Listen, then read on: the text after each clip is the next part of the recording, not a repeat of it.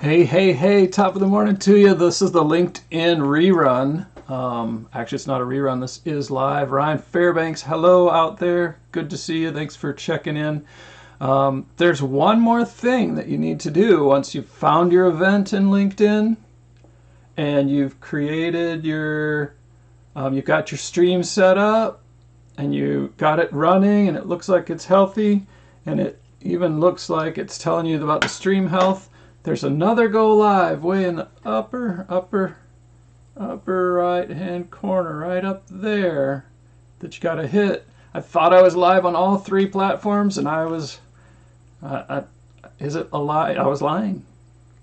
Not by choice. I didn't know. I was lying out of ignorance. Well, top of the morning to you. This is Brian. Glad to be here with you every week, talking about God, family, abundant life, adventure, and technology. And I'll do my best to repeat what I said, and maybe we'll get posted below the other video that went there. Looks like I've got two audience. Thank you for sticking around since we weren't live when we said we were going to be. I thought I was. It looked like it was running. I was like looking over there at that screen. I'm like, yep, there it is. It's going.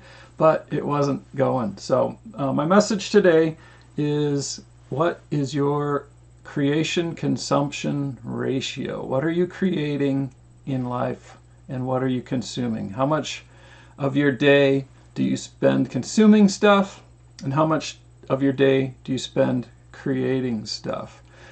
Creating is where the magic happens. Creating is where the action happens. The creating is where you change yourself, your family, your community, your church, and your world. If you're not creating, what are you doing? Get out there and do something. You got ideas in your head. It's time to bring them to reality. Sometimes we get stuck in that analysis paralysis. We get stuck in that consuming mode. We feel like we're doing good stuff. We're collecting information. We're learning about something. We're reading a book. We're listening to a podcast. You're watching your top of the morning to you. And those are all good things. Don't get me wrong. Good is good. But great, it's not. There's no argument. Great is better than good. So we got to look at what's good and what's great and what's going to make a difference. And we're all looking for doing something in life. Yeah, we need a job and we need a particular salary and we're accustomed to a certain standard of living. But beyond the money from that job, what we're really looking is what have we done? What have we changed? What significance or meaning is there in having this job? What is the big thing that we're working on to create? What is the big thing that we're looking for and it's small. We need a lot of them. We need to continually be creating something awesome. We need to create something of value to share with others. That's the same in business, and it's how we're designed. We're designed to do something significant and meaningful. A lot of times I get distracted. What did I write in my notes here? I wrote, it feels like I'm creating. I feel like I'm creating. Yeah, I do. Right now, I am creating. So 1 point for me. You are consuming. 1 point for you on the consuming side. And it's important to look at where that is. I think of creation consumption ratio a lot like budgeting. My wife and I have taught Financial Peace University a number of times, and it's really, really simple stuff. If you have this much money, you budget this much money. He says to make it even, but you got to make sure, and part of that is saving and setting stuff aside. So you got to make sure you're never spending all that you make, and you've got some of that budgeted to save for later.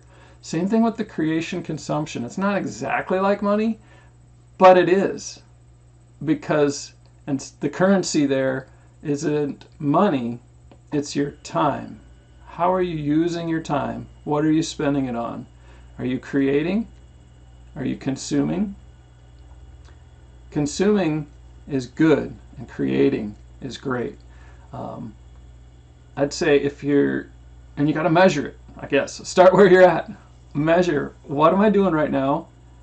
Is it creating or consuming? What am I doing? Just go through that every day. Get out a piece of paper, make a little graph on it, put every hour of the day, and track it for a week, and see how much creating and consuming you're doing this week. And then decide if you like where you're at. Decide if you need a change. I'd say shoot for, first of all, even up. As adults, it's probably easier to create more than to consume, because we work a 40 or we work whatever we're working, or we have some opportunities that way.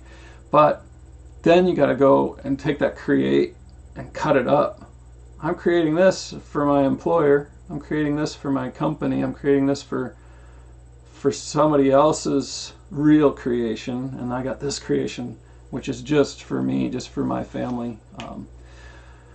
And then from there you got to decide you want to change it. Hopefully you could start at 50-50 or better. I'm thinking 90-20. Create 90, 90-20. 80-20. Create 80% of the time and consume 20% of the time, or 90-10. The more you create, the more you bring of yourself, the more you offer yourself to the world.